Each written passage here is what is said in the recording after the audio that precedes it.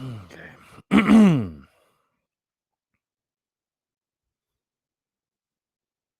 Mic check, 1, 2. Mic check. Okay, we're good.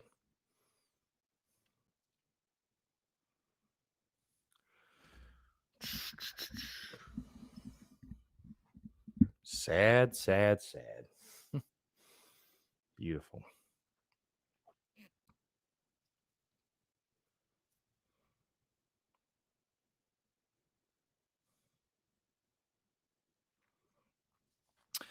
All right, yo, what is up, guys? Sorry I'm a few minutes late. Got kind of a later start this morning because I was up till 2 a.m. last night recording the podcast and editing everything.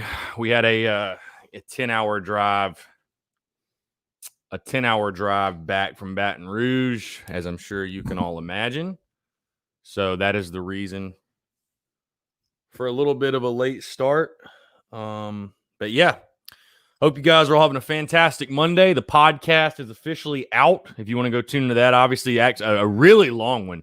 Really long, and it ended up being with the interview like almost 2.5 hours. So just a lot to talk about. Obviously had a fantastic interview. Willis Ham joined the show. You should definitely check that out. Played at a really interesting time from 98 to 01. So he was there all through 1-21 and the Outback Bowl win. So really cool perspective from him. But yeah, obviously the show today, breaking down South Carolina's 52-24 loss to LSU and just everything that went awry on Saturday night. So taking your questions, comments, calls, 843-790-3377, guys.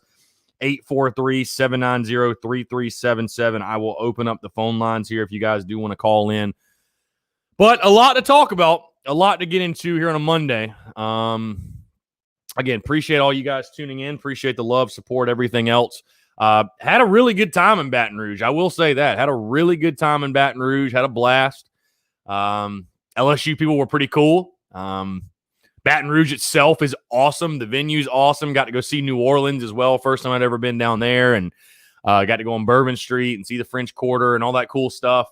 Got to see family as well. My sister lives down there. So the overall experience, the overall weekend was great outside of the game itself. So yeah, again, taking your questions, comments. If you guys do want to call in, like I said, I have now opened up the phone lines. You can call in, obviously, whatever. But obviously going into a bye week, got a lot to figure out, got a lot of stuff to fix. And I posed on social media, what's the thing that you most want to see fixed? And I feel like there's a long list of stuff that needs to get fixed. So, I see it already in the comments. A lot of fire Muschamp, which, you guys already know my feelings on everything. And I've nothing's really changed for me. The Auburn win was nice, but I said after that game that, I don't think Muschamp, even if South Carolina were to go 5-5, I don't think Muschamp is the answer long term. You know what I mean? I don't think he's the answer long term. I certainly don't think he's the answer. So, So, yeah. Phil Carter Harris, what's up, man? How about the field goal down 21 points for the half? So typical of Muschamp. Yeah, I talked about that a lot on the show. It's just so on brand for Muschamp. It hurts. You know what I mean? I said it on the show.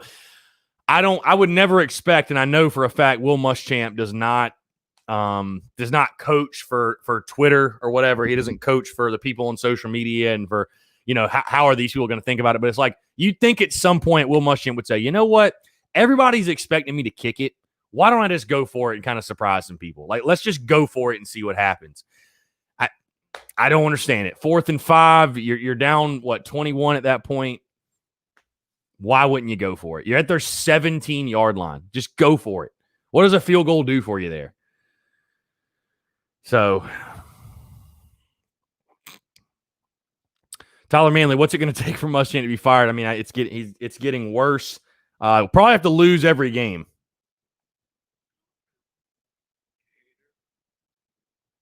All right, we're going to take our first call here. Yo, what's up, man? How's it going? Hey, not too bad. How you doing? Pretty good. Just chilling. Are you? Am I on the air here? Yeah, you're on the air. Yeah, for sure. Yep. Hey, what's happening? My name's Gator. I'm sort of a well-known caller to radio shows. Oh, nice. Nice. Yeah. So I'm an expert in everything to with college football. And so you could ask me any question you want about college football. I swear to you, any question at all, whether it be trivia or something, I can answer it. Do you have an answer of what's wrong with South Carolina football or no? With which? South Carolina? South Carolina football as a whole. What's that?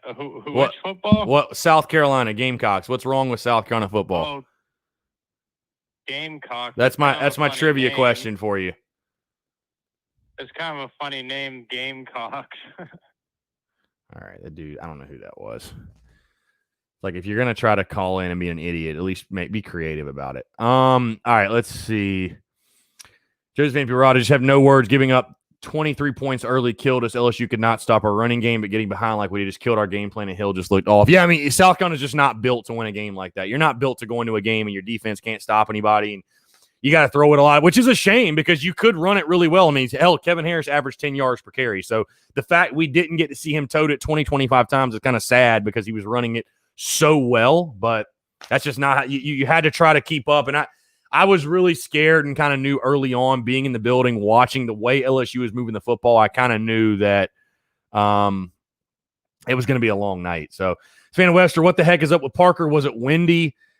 I wouldn't say it was windy. He just had an off night. He had an uncharacteristic night for him. I mean, one of the ones that he missed, you could literally see the turf fly up. Like he just duffed it, just flat out duffed it. So I think asking him to kick the 54-yarder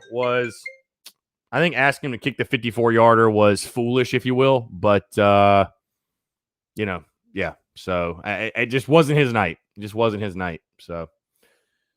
Andrew Bowers, in my opinion, Colin Hill wasn't at fault. The line should have blocked better for him, but yes, we need a more mobile quarterback. I mean, definitely was not Colin Hill's night. And it's just, here's the thing. When the defense knows he's as immobile as he is, it just makes it almost impossible in the offensive line, especially when you get in those third and long situations. So.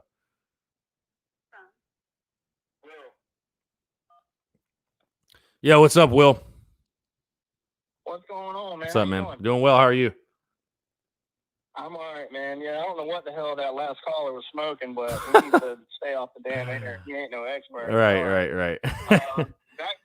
Back to Gamecock football, man, and what's wrong, man. I really do feel that if we don't beat Texas A&M, and I believe is who we play next after the bye week, that's it. That it might be time to look at turning the table on Will Muschamp. I wanted it to work out. I've tried to stay behind it, but you play Auburn really good, and then you come to LSU and just get, the wood laid on you. You know what I mean? Colin Hill cannot extend plays. We need a mobile quarterback. We need to run the spread offense. First of all, college football is built around having a mobile quarterback right now. The defense, we need to get back to playing man-to-man defense, right, and bump and run defense and containing running quarterbacks. We made a true freshman look like a first-round draft pick. And, we always say next game, next man up type stuff. But, I'm a firm believer of I don't think Will Muschamp's going to get us to an SEC championship. And, as a longtime Gamecock fan, I'm tired of seeing this mediocrity. And I think a lot of Carolina fans are, man. I think that, we expected to beat LSU. And, that's the standard that DJ Swearinger and Stephon Gilmore and Mike Davis and Lattimore and Connor Shaw, that's the standard that they all set. And, what's coming on the field right now is not a replica of that. And I know I'm not saying that these guys are going to be that team, but, that's what we as Carolina fans expect nowadays. And if Will Muschamp can't get it done, and Ray Tanner clearly doesn't want to see that for some damn reason, but everybody else does, then, I think it needs to start with Caslen, and, it's time, man. You know what I mean? It's 5 years, and this is the defense you're putting on the field. 5 years, and you're a defensive guru. Come on, man. You couldn't win at Florida. What makes you think you're going to do that here? No, I think you hit the nail on the head, man. He hung up. All right. Well, anyways. Yeah, he hit the nail on the head there. Appreciate the call. First things first, as far as the defensive game plan, I have no idea what the defensive game plan was on Saturday night. I just genuinely have no clue. And, the baffling stat is not only do you not get any sacks, you got 0 quarterback hurries in that game Saturday night, which is just unbelievable. The Texas A&M game now, I mean, yeah, I hate to overuse the term must win because I've said it a couple of times this year, but it really becomes a must win because now you're sitting at 2-3 on the season. You got A&M, Ole Miss, Mizzou, Georgia, Kentucky, right? If you fall to A&M, and the fact you get them at home, the fact you get them at home at night, it has to be. And A&M's not exactly a world beater this year or anything, which I just put the call-in number, by the way, if you want it.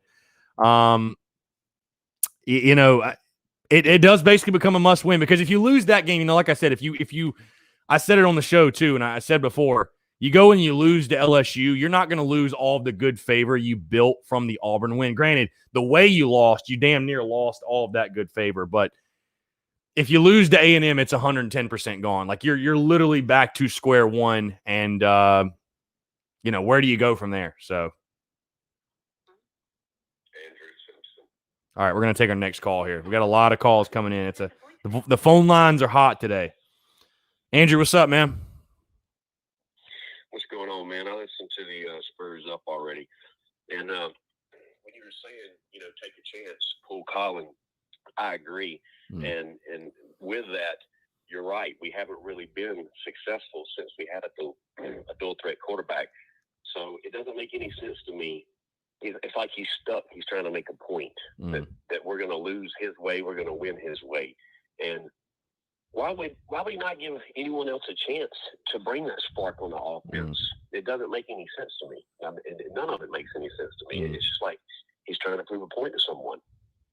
Yeah, I mean, I think long-term at Carolina, I even talked to Eric Kimry about this when I went on his shows. Like, you have to be creative to win big, or even to win games like Saturday night. I think you got to be creative to win at South Carolina. I mean, LSU's more talented than you, even though, I picked South Carolina to win, and many people were picking South Carolina to win. I would have told you going in the game that just purely from a roster standpoint, LSU has more talent. Even with all the guys they lost, I mean, the way they've recruited, they are more talented than South Carolina. So how do you compete with teams that are more talented with you than you? You've got to be creative. I mean, and that really starts at quarterback because you get in a situation like you were in Saturday night where you fall behind and you kind of are forced to throw the ball. And I mean, I'm not necessarily coming this Monday with torch and pitchforks and coming after Colin Hill necessarily, but it's just a simple matter of the fact that when you get in that situation, the defense can pin its ears back and they know he's a statue back there. Like, you're just truly limiting yourself as far as what you can do. So, yeah, I mean, I think for South Carolina football to win big, if they're ever going to get back to that point,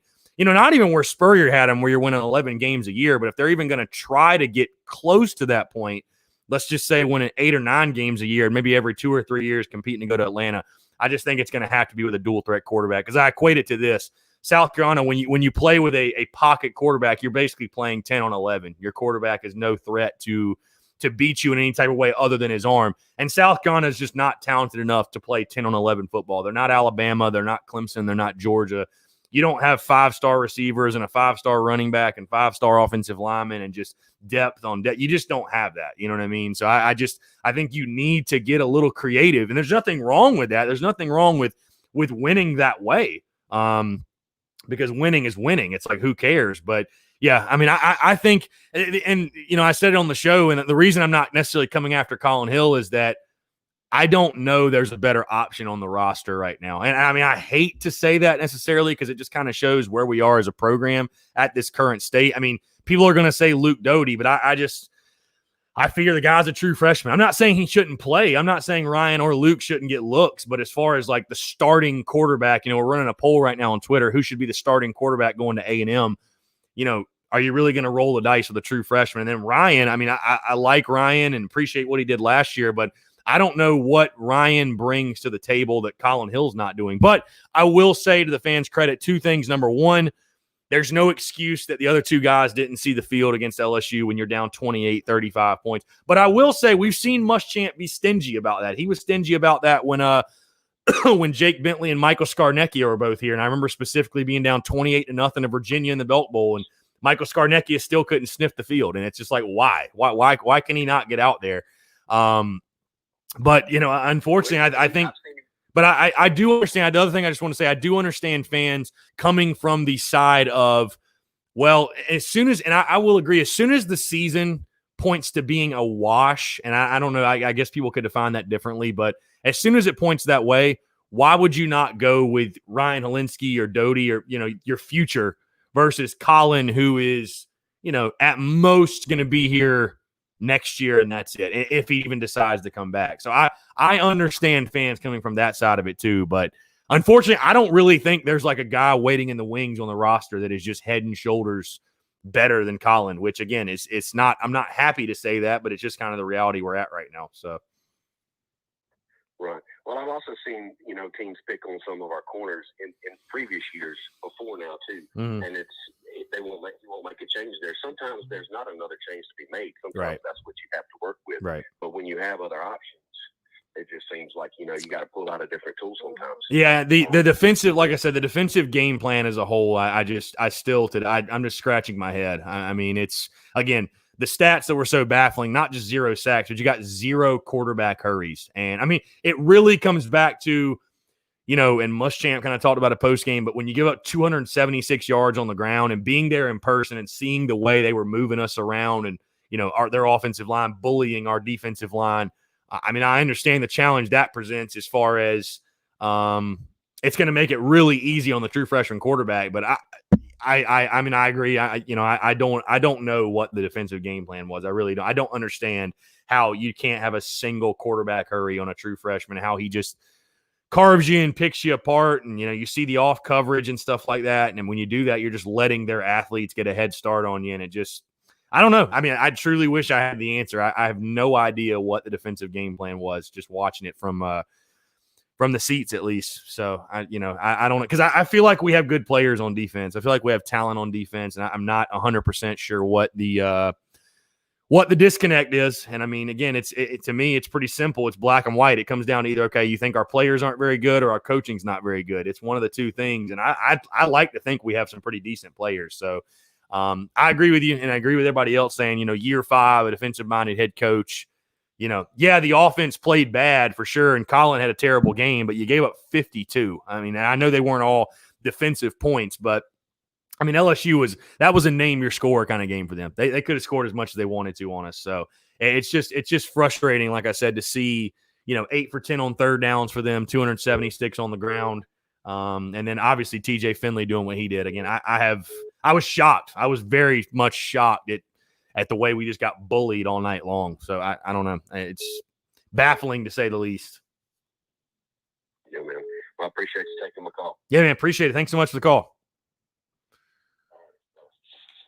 Crap, I declined that call. All right. If you guys are calling in and I actually decline it or miss it or whatever, feel free to call in again. We got a lot of questions. It's lit here on a Monday. A lot of people, obviously, with their comments, leave them here. You can call in 843-790-3377.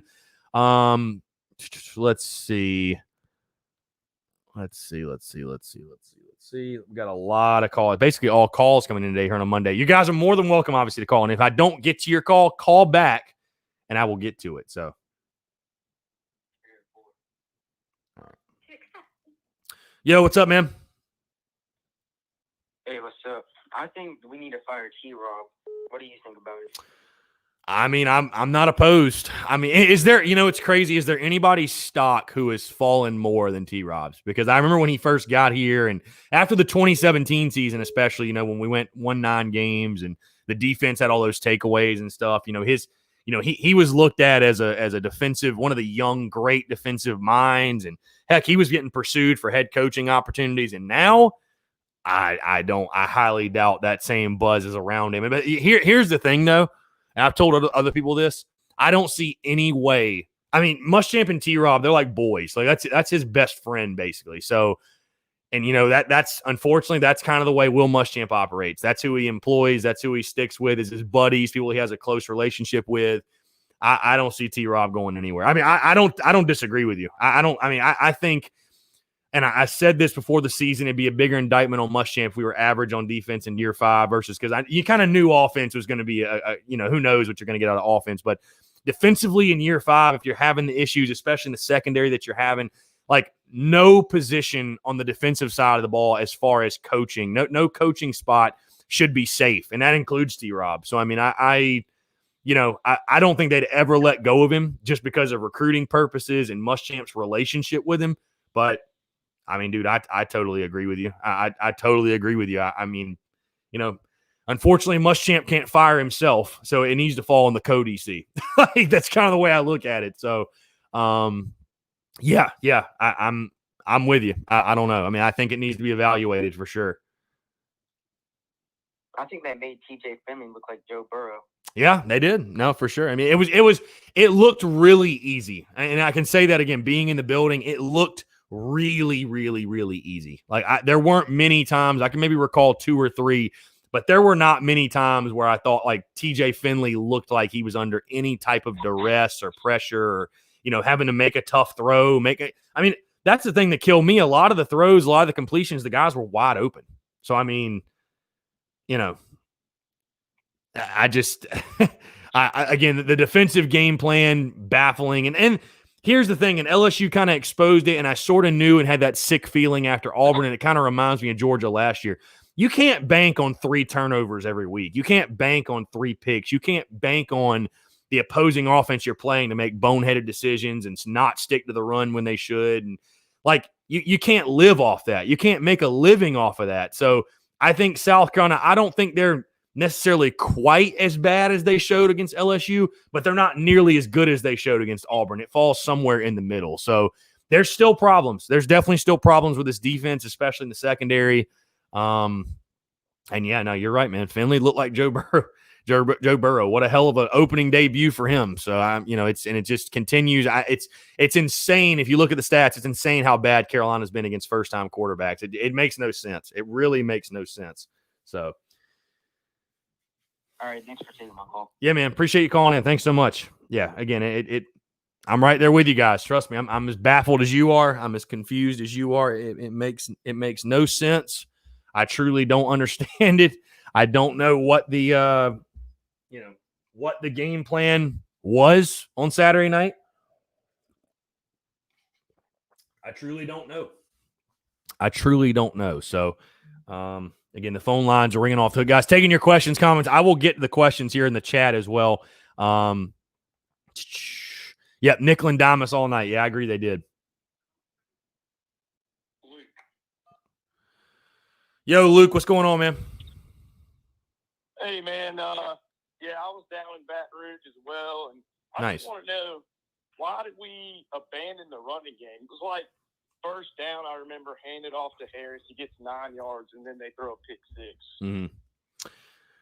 Yeah, I mean, I think the biggest reason they abandoned it, as far as any point in the game, was you fall down 21 points, and I guess they felt like they had to throw it. But, I mean, South Carolina is just not built to operate that way. I mean, South Carolina is not built to make it obvious, I guess, they're going to throw the football. You know what I mean? Obviously, that pick 6 was a backbreaker. I remember thinking to myself, okay, this is a really important drive. You got to get points.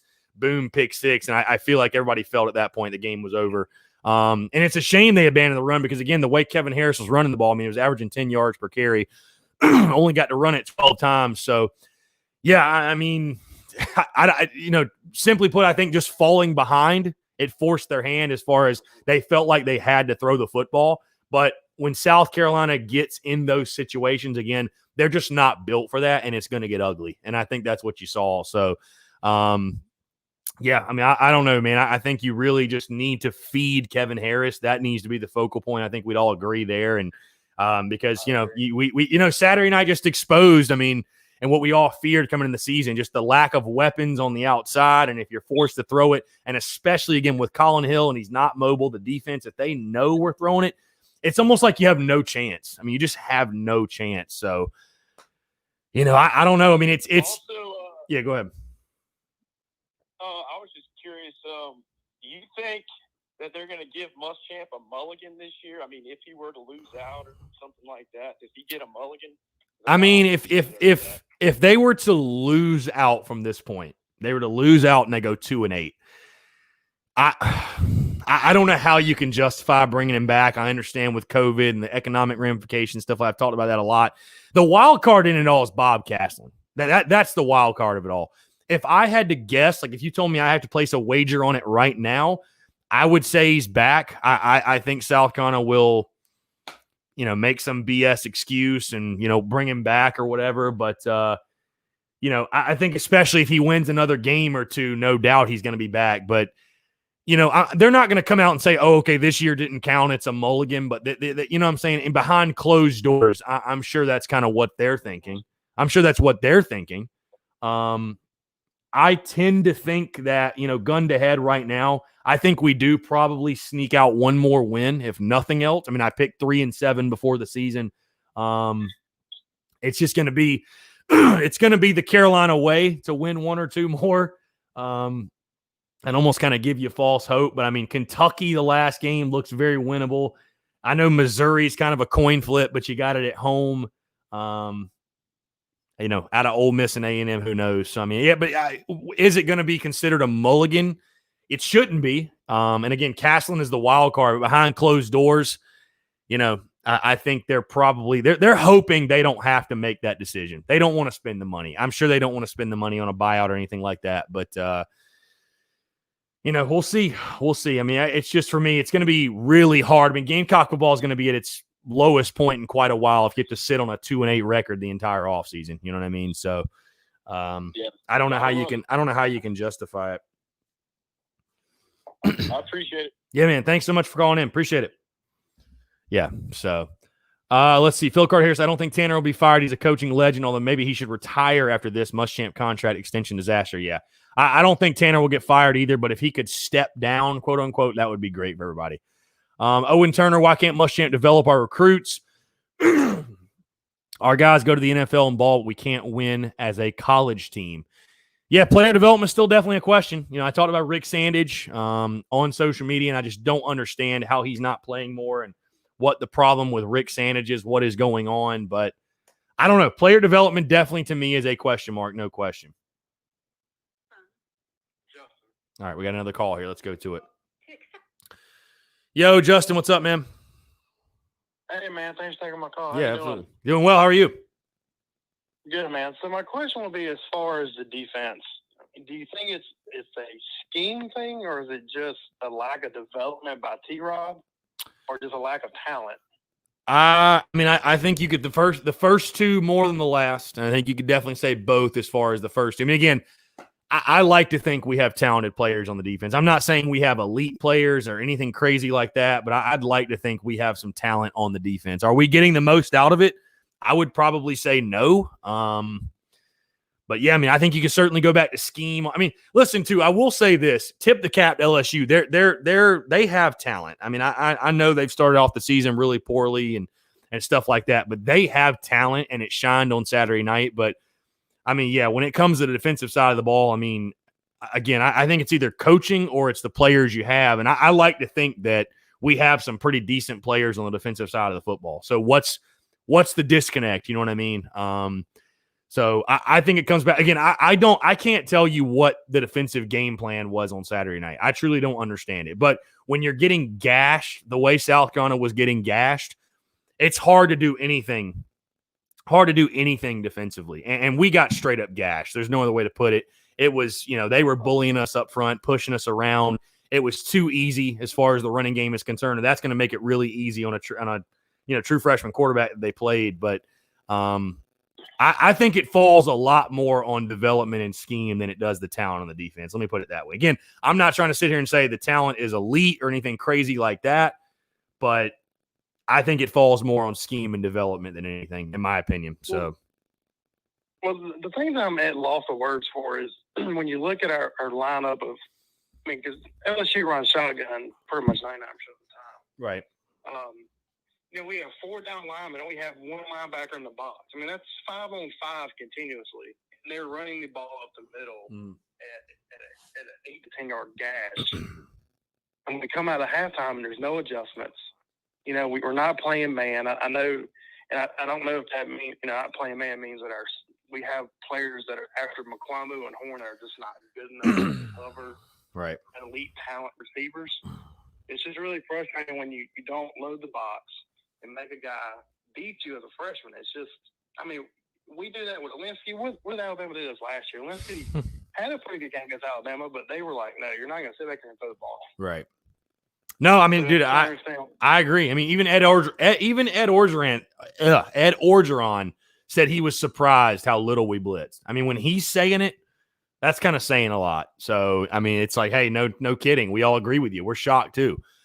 Yeah, I mean, dude, like I said, I truly don't understand the defensive game plan. And, I've talked to other people about this, and it's people don't understand why is Muschamp. It seems like we're so conservative in the early downs. Like we're playing soft on first and second down, and then we kind of get aggressive on third down, which is, I think, one of the reasons you've seen, our third down percentage be so good, but we're losing first and second down. We're losing these key downs, and it just, yeah, I agree with you. I agree with you 100%. Why are we not more aggressive on first and second down and trying to get them behind the sticks and trying to bring pressure on a true freshman quarterback, stacking the box? I do not get it. I do not get what we saw on Saturday night. I don't know what we were thinking. I truly don't know what we were thinking. So.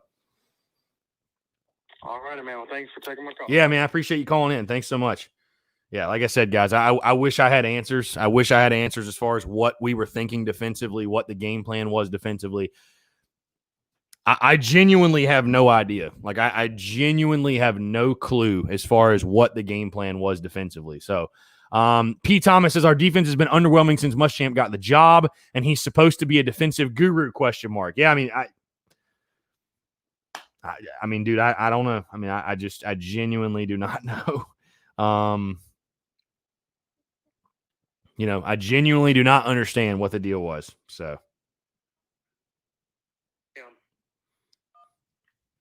Tim, what's up, man? Hey, what's up, buddy? Dude, just hanging out here on a Monday. Obviously, trying to answer questions I simply don't have the answers to. So, yeah. Yeah, I understand that. Well, I hope you had a good trip. Yeah. The result of Dude, I'll be honest with you, man. The trip Baton Rouge is awesome. Yeah, it was sick. I'd love to see it on a full game day, because even not a full game day, it was really, really cool. Obviously, it's, not nearly the tailgate. And, I was looking at all the open lots and stuff, just thinking, wow, if this place was like packed, like it would be absolutely insane. But LSU's really cool. LSU is really, really cool. That stadium's massive. But yeah, no, it was a good trip, man. It was a good trip for sure. Yeah, that's good. That's good. I know everybody's calling in talking about the defense, and I kind of wanted to follow up what the last guy said. That it's amazing we never made any adjustments. It's crazy. I know everybody's harped on it. You never pressure Finley. You never did anything to take him, to give him something he hadn't seen before. And it's like Muschamp said he was worried about the run defense. He was worried about their O-line, and it's like, and why do we try to counter that with a four-man front? Like, why aren't we doing something to give him something he hasn't seen? Mm-hmm. Then on top of that, you play 10 yards off the receivers. LSU's going to get quick and run slant, and you just let them do exactly what they wanted to do. And you never adjust. You never trade it. I know LSU has game breakers at receiver. We saw Terrence Marshall front and center, what he can do. But it's like eventually you got to take a chance and do something to get Finley off his game instead of letting him look like Joe Burrow, like somebody else said earlier. Like it reminds me of the Belt Bowl. I know everybody wants to forget it, but it reminds me after when Muschamp was asked about it while we got shut out. And he said that Virginia showed a bunch of stuff they had never seen. All these blitzes and exotic packages and stuff that we had never seen. We weren't ready for. My thing is, why don't we ever do that? Yeah. Like, it's not a one-way street. We can do it, too. You can dial up something, too. That game, like you said it good on the podcast, like, it isn't about just losing LSU. I went into the game thinking it'd be great, to follow it up, beat LSU in Baton Rouge at night. And I wasn't going to be that upset if we lost, because LSU, regardless of how they've looked, they're still the defending national champs. They're still LSU. Mm-hmm. But the way you get beat is just, like I told you before, when Muschamp is done, he needs to have a biography written 1,000 ways to lose a football game, sponsored by Will Muschamp in South Carolina, because it's never ending with us. And I agree with you, because I was just going to say, like I said going into this week, hey, if you lose to LSU, you don't. And I was, granted, I was giving us a lot of credit for beating Auburn, an Auburn team that, some people were, saying it wasn't flat out very good. And it was still just the fact, though, that you were in a big spot and you beat a top 15 team and you can't take that away from them. But I basically said going in the LSU game, like you said, like, I picked South Carolina to win, and I saw a path to a win. But if you lost a tough game on the road at LSU, nobody was going to be knocking you and saying, it's even with the 20% capacity, which I can attest, it was weird being in there with 20%. It certainly wasn't, it wasn't Death Valley or what, but it's still just that the aura of that stadium and that environment, like, it still felt like a road game for sure. So if you lost a tough one, it's like whatever, like you don't totally lose the goodwill of what you built off of that Auburn game, but losing the way you did, getting flat out just embarrassed in all three phases of the game on national TV, you lost about 99% of it. And that's the shame of it all, I guess, is like that. It's almost like that canceled out the Auburn win. Any goodwill you built up, because now it goes from, because you look at this season and the schedule and kind of how things break down and how teams look, and that, man, now you look at Tennessee and you're like, man, that loss is looking worse by the week. Florida obviously hasn't played. Vandy, we know, is terrible. And then Auburn, again, I don't want to take anything away from the guys because it's a top 15 win and it was a big win, but how good is Auburn really? I mean, they squeaked by Ole Miss, who isn't some powerhouse or anything like that. Like, as the season goes, I'll be very interested to see how good is Auburn really. And again, if you're going to justify to me that everything's moving in the right direction and that Auburn win was this great win or whatever, and you were starting to turn a corner, you can't go on the road and get thoroughly embarrassed in all three phases. So again, it's almost like you undid all of the good. And I feel like I sound like a broken record to exactly what I said last year after Georgia. Like, this feels like the same thing all over again. And if you lose to A&M at home after a bye week, you really have undid everything you did against Auburn. I mean, the Auburn win might as well not even happen if you lose to A&M. So you've squandered all momentum, all good feelings are completely out the window. And again, I'm probably giving too much credit to the fact there's any good feelings still from the Auburn win. Like, it's kind of like, again, you lose by 28, and it was really a game, like I said, that I feel like LSU could have just named their score. I mean, they could have scored 60 easily. So, yeah, I mean, it's, again, like you said, it's the way you lost, man. It's the way you lost. You were on a national stage, and you had I really thought if you could have won this game, it may have started to turn my mind as far as, what, maybe South Carolina is starting to maybe turn a corner under Will Muschamp. Maybe they found something, but it's just disappointment. And again, it's like you said, it's not that you lost by a field goal or 7 on the road at LSU, and you can, not saying you're taking moral victories, but you can't coming out of this game, that's not there. You lost by 28, and it probably could have been worse. So, yeah, just the way you lost, man. It's brutal. It's a tough pill to swallow. There's no question. I don't see any way to put a positive spin on it. Oh, no. There isn't. There's no positive spin. You thoroughly got your teeth kicked in all three phases. I mean, the only positive from the game that I pulled is Kevin Harris is a monster. He's still a monster. And, Ernest Jones, I'm not going to sit here and say he's the best linebacker in the SEC, but the dude is a baller. I mean, 19 total tackles. Maybe Key Mullins, which I'm surprised. I don't know if maybe I missed this, but I was surprised there wasn't an injury update on him, because I literally saw him walking off the field in a boot on Saturday. So I don't know. I didn't hear anything on that. Yeah, I don't. I mean, he literally, because that second catch he had, he got pulled down from behind. And I think his ankle got turned up. I don't know. I mean, maybe Muschamp will update it at some point, but yeah. But yeah, I mean, there were certainly few positives, if any. So there's no question. But how do you regroup? That's the question now. How do you regroup in the bye week? What do they do? I mean, because again, I hate to overuse the term must win, but that A&M game for this season, at home at night, that's damn near as must win as they come, as far as just the overall vibe of your season. And can you salvage, any type of positives, from this season, get to a respectable record? That feels like one of those you're going to have to find a way to win. So. And that's my thing is, for that game, I want us to actually show up. Right. Play 4 quarters. I'm not taking anything away from the Auburn win. I'm not taking anything away from the Georgia win. They were great wins. I want to win a game like that where we dominate. We're not relying on other people's mistakes, as you say, but, give the guys credit. They made a play. KC pulled out last week. They made hell of a plays.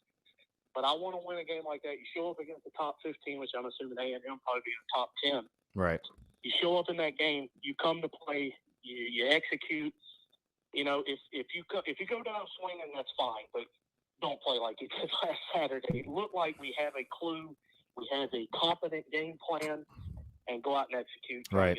Yeah, I mean, I think fans just want to see South Carolina line up and actually beat someone and not feel like it was a fluke. And again, I'm not taking anything away from Auburn and the Georgia games, but again, I think South Carolina fans just want to see the Gamecocks line up and beat someone. Just beat them. Just out execute them. Not be gifted a win. Exactly. Not gift wrapped a win. And that's it not be Vandy on the other side. Yeah. And that's unfortunately that's how those games come off. And I'm sure, I know everybody's probably seen the players, Izzy and JC, they're very vocal on Twitter. And, again, I don't think you should be on Twitter saying, hey, the Georgia win last year was a fluke. Like, again, don't take it away from the guys. Give them credit. They made the plays when they were there. But when you follow up those wins with going 1-5 and losing to App State to close the season last year, and then you follow up the Auburn win, getting your brains beat in at LSU, it makes those games look fluky. It makes it look like a one-off, not that's who this team is. And like I said earlier, you can't depend on 2 interceptions from J.C. Horn and 3 picks total every week. Like, you can't depend on those type of things happening. So, I think, again, I agree with you. I think South Carolina fans just simply want to see South Carolina line up and just beat someone. Just out execute them and beat them. So, at this point, I'll take a win, fluky or not. But yeah, I'd love against A&M just to see South Carolina come out, play a clean, solid game, out execute them and get a win. Will that happen? We'll see. But no, I agree with you 100%. So. Yeah, time will tell. But anyway, good talk as always, Chris. Take care. Good stuff. Enjoyed the podcast this morning. Look forward. I haven't listened to the Willis interview just yet. I will. Yeah, Willis is a cool dude. It was very, it was very interesting hearing his perspective from the guy that was part of 1-21. And we were joking. We're like, thank God Twitter wasn't around then. It would have been a nightmare. So I went to all those home games during that. So yeah, they were. Nobody said anything on the walks to the car. They were long, lonely, and that's why everybody says, "Oh, this is the worst we've ever been." Like now, and it's like, look, I sat through all of that. Like it was rough. Yeah, perspective's a great thing. It can get worse, that's for sure. So. Yeah. Anyway, take care. Yeah, man. Tim, always a pleasure, man. Appreciate it. Yeah, always a pleasure. If you've called in and I missed your call, I apologize. You guys are more than welcome to call in again, 843-790-3377. Somebody said earlier the phone lines are popping here on a Monday. People in Columbia, they got something to say. I love it. Love to hear it. Savannah Webster says, I think it's how we lose. I just don't want to blow out. I'm more worried about Kentucky, Missouri, and Ole Miss. Yeah, those are going to be very interesting games. There's no question. Josh Page says, I'm normally a really positive person to defend my team, but I can't give you a reason at all. After the last game, it was simply a dumpster fire. Let's see. We've already got another call coming in. I'm telling you, the phone lines are popping. All right, let's go ahead and take the call. Phil Harris. Hey, Phil, what's up, man? Hey, what's up, brother? How you doing? Doing well. The phone lines are going crazy on a Monday. I think everybody's feeling it today. Everybody's on one today. So I get it, though. Everybody needs to vent. That's agreed. Yeah, I agree. I was depressed on Sunday, man. It was hard to get out of bed after watching that beatdown in Baton Rouge. Yeah. Yeah, no, it was a long car ride home yesterday. That's for sure. I bet it was, man. That's a 10-hour ass whooping that you had to relive in your mind. Yeah, exactly. So I got my bags all packed. I got my Carolina duffel bag packed. I was ready to come down to Columbia with my head held high, and then LSU just beat the dog crap out of us. I'm still coming down. It's going to be a good time, but I was hoping to be flying down there with a smile on my face. Now I got a frown on all week, so it's still going to be fun on Friday. I'm looking forward to seeing you, but man, they would have been better with a win. I'll tell you that for free.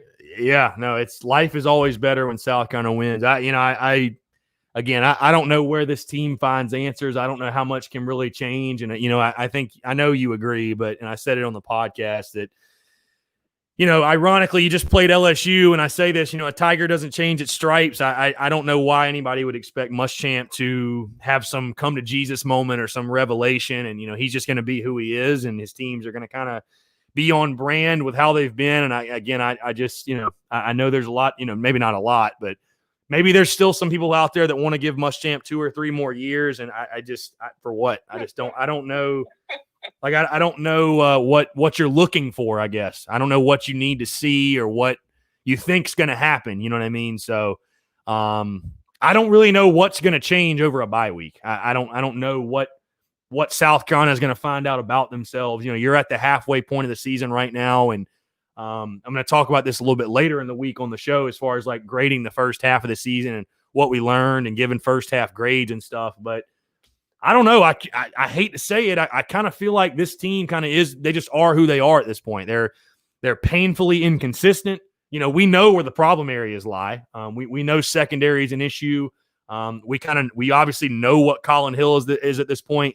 We know the receivers are a question mark or a liability, if you will. We know Kevin Harris is legit, but this team just kind of is who it is, and I don't really know what can change. Again, they're painfully inconsistent, so it would not surprise me if South Carolina stole one against A&M or Ole Miss or whatever it may be, but it also wouldn't shock me if you lost to a Missouri or Kentucky or whatever. So the only consistency and the only known with this team is that there are inconsistencies and there are unknowns. That's the only thing we know. So, and that's just kind of the reality, I think, of this team in 2020. So, yeah.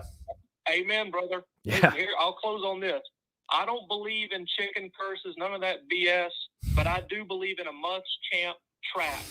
And he set a trap for us last week when we beat Auburn. Yeah. We all, the fans, God bless us, we were all happy and expecting big things in Baton Rouge, and he just closed the trap right on our heads, Jack. Yeah. All South Carolina fans want to see is the Gamecocks build and make progress and have a sliver of hope. And, everybody's been sending me that SEC short today. Everybody's sending it over. But that is a sad but true and accurate depiction of South Carolina football fans. And it just is. That's just the reality. So I'm not going to be Michael Myers this year. I'm just going to wear my Carolina gear like I always do every day and say, man, I'm scary. For sure. I hear you. 100%. All right, brother. Have a good one. Hey, thanks, man. You too. Appreciate it. Yeah, appreciate it. Yeah, a lot of calls. Phone lines are popping. If you called in and I missed it, you're welcome to call back in. We've got about 10 minutes left here on a Monday. John Strickland, former Gamecock. What's up, man? Season isn't over. Defense has to tighten up. A new coach coming in isn't going to change anything next year. Look at Kiffin and Leach. I mean, I agree with you. The defense needs to tighten up. Hey, listen, I think Muschamp's going to be back next year. I do. I think Muschamp's going to be back next year. I just at this point say Muschamp's a proven commodity, man. I mean, you're right. You're right. Nothing is going to change. You're completely right, 110%. Nothing's going to change. Whether you fire Muschamp, I guess, or you don't. It's going to be the same dude doing the same thing, the same conservative play call, or the same conservative mindedness as far as kicking it on 4th and 5 when you're down 21. I mean, it's going to be the same thing. So, and I don't say that as trying to be negative. I say that as just being real. That's what's going to happen. So let's take another call here. We'll go back to the phone lines. Yo, what's up, man? Ma'am? Yo, what's up? Can you hear me? Yeah, you hear me? Yeah. What's going on? Not much. So where do we go from here? We go to Baton Rouge and we got our ass slaughtered. I mean, that's it. I mean, we got beat down all 3 phases of the game. Then, where do we go? Well, I guess the bye week comes at a perfect time as far as regrouping and trying to find yourself and fix some things or go back to the fundamentals, whatever. But, thankfully your next one, you got it at home at night. You play an A&M team that, I think is talented, but they're beatable. I mean, I expect South Carolina to show up and put together a better performance for sure against Texas A&M. But, it's like I told the last guy, man, I almost think this team kind of is who they are at this point. They're painfully inconsistent, and the only known about this team is it's just an unknown. They're inconsistent. and we kind of know where the issues lie. And we know this team, I think, is capable. It's got individual players that are capable of having standout games and breakout performances, if you will. But as a whole, this team kind of is who it is. It's painfully average. It's painfully average, and it's very on brand for Muschamp. So, and I don't know if you've been asked this today or not, but I know the phone line's been off the hook. They have. Of course, it's going to be off the hook when we get our asses slaughtered against a team that looked beautiful all season long. I mean, even after that Mississippi State game. I mean, of course, Mississippi State had Mike Leach and stuff. They come in. I know Mike Leach is a funny guy. I mean, you've seen him all over social media. I mean, he's a funny guy after the games and stuff. But I mean, he's complete, and I mean, he plays ball. But Jalen Brooks. I mean, I didn't see much of him at all. Yeah, 1 catch for 3 yards, and he was the target on the pick six. I'm not going to pile on or whatever, but I mean, welcome to the SEC. I mean, that's kind of what Again, I'm not going to pile on, but that's kind of what I tried to say in the offseason. That like this isn't wing it. This isn't the sack, man. This is the SEC, and he might go on and have a really successful second half of the season. And again, it was his first game against SEC competition, but this is big boy football now. So, I'd love, maybe he'll get some more opportunities. And I know they tried to target him a few times, but this is legit football. And that was a really tough ask, his first game going up against LSU. But, that's just kind of why I told fans, I wasn't expecting anything major from him in his first game. It's just, there's going to be an adjustment, dude. It's not the sack. Like, I don't, I had people telling me leading into the game Saturday, and, even my brother and my dad were talking, and they're saying, oh, he averaged 20 yards per catch, and he did. I was like, yeah, at wing it. Like, this ain't going to be Newberry's secondary he's going against, bro. This is LSU. This is LSU. Like, this isn't Newberry's secondary. Yeah. So, I mean, I'm not saying he won't have a successful career or whatever, but, like, I think you need to temper the expectations a little bit because, again, yeah, we've heard how great he was in camp and how great he he's looked or whatever, and we heard it from JC. But, yeah, we heard it about Dak Joyner, too. We heard it about Luke Doty. We heard it about Rico Powers, Zakari. I mean, hey, here's the thing. Everybody looks good in practice. Everybody looks good in fall camp. They're not going to come out and rip dudes and say how bad they look. So take it with a grain of salt. You know what I mean? Use your eyes and judge from game day. Definitely. Yeah. So, again, Brooks might turn out to be a good player, but let's temper the expectations, and he's going to need some time to get used to SEC football, I would say. So, anyways, continue. Sorry about that. Go ahead. Yeah, and just like Luke Doty, he had what, 1 carry, and he had what, like 8 yards. I mean, 9 yards or so. He had. I mean, he looked good, and we just like. I mean, I know he transferred from a quarterback to a wide receiver, but or wildcat. But he looked really good. And 1 carry, and where was he at the rest of the game? On the sidelines. On the sidelines. Yeah. Yeah. And, I agree. I'd love to see more creativity in the offense and getting more. Get your best athletes on the field. I mean, Luke Doty's obviously one of them. Heck, I'd like to see him throw the ball. I mean, I'm not sitting here vouching I want to see Luke Doty start, but especially when you're down 28 or 35 or whatever in a game like that, get his feet wet. Like, let's just see what he can do. It's almost like and it's been this way since he got the job. It's almost like Will Muschamp is scared to death of any type of quarterback controversy, quote unquote. You know what I'm saying? Because listen, if Luke Doty obviously went out there even down 28 or 35, he went out there and spun it, went 5 for 5 with a touchdown and ran it well. Like, yeah, there's going to be people chirping, wanting him. But it's like, don't fear that. What's wrong with that? What is wrong with having that happen? Or if it happens with Ryan, if the same thing happens with Ryan. Again, I'm not even vouching for a quarterback change in any capacity because I almost don't want to destroy Luke Doty's confidence as a true freshman because he is a true freshman. And then Ryan Helinski, I don't really think he offers anything that Colin Hill is not doing. Granted, I understand fans on the flip side of that say, well, if that's the case, go with Ryan Helinski, who is your future. He's going to be there in the future. Why are you siding with this grad transfer who's not going to be there that long? But it's kind of like I said on the podcast today, and I'll say it again. I think the reality is, and I hate saying it, that I don't really think right now there's a better option on the roster than Colin Hill. And that's kind of where you are. So.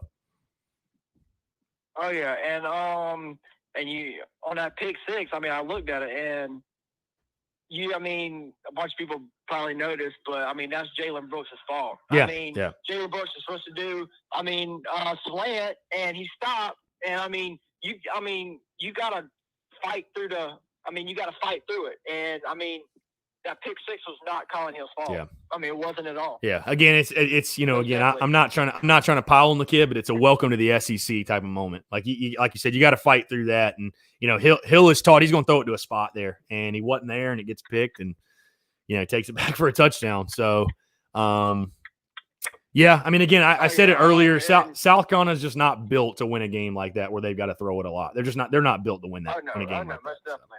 Most definitely. So. And I know you're about to get off podcast, but I got one more question. And I know you probably want to be asked this, but how good did it feel to get back home after leaving Baton Rouge? It felt good to get back to Columbia. I mean, obviously, for sure. And I was ready to record the show, talk about it. But Baton Rouge was a blast, man. We had a great time. I mean, outside of the game, we met some awesome people. And, it's an awesome campus. It's an awesome stadium. It's an awesome just everything about it. I thought it was really cool. And honestly, I'd love to go back. I'd love to go back. It was awesome. It was really cool. But, yeah, no, it definitely feels good to be back on home turf. It feels good to be back on home turf for sure. So, yeah, appreciate the call, man. We're about to wrap this thing up, but I appreciate you calling in and giving the comments. So, all right. Thank you, Chris. Yeah, man, thanks so much. Appreciate it. Guys, thank you so much for making this a very entertaining, very fun edition of the Daily Crow. All of your comments, your questions, your calls, all that good stuff. Going to wrap it up here in about 30 seconds or so.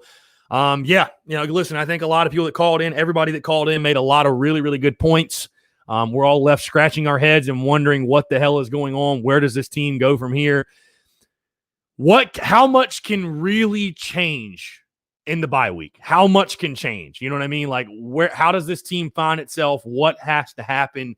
Because Texas A&M is a must win. You've got to find a way to get some positive momentum, some positive mojo coming in that game. Can you find it? What do you do to find it? So we'll see what happens. Appreciate you guys tuning in. Again, appreciate all the calls, all the interactions. You guys made this really fun here on a Monday, guys. We'll do it again tomorrow, 12 to 1, and every day this week, 12 to 1 as well, guys. If you have not done so, check out the podcast, episode 304, Willis Ham interview, also my breakdown of the LSU game. And be sure to stay tuned to the content. I know we're going into a bye week, but still tons of content this week, guys. Appreciate it as always. Thank you so much for tuning in, and we'll talk to you tomorrow. Thanks so much.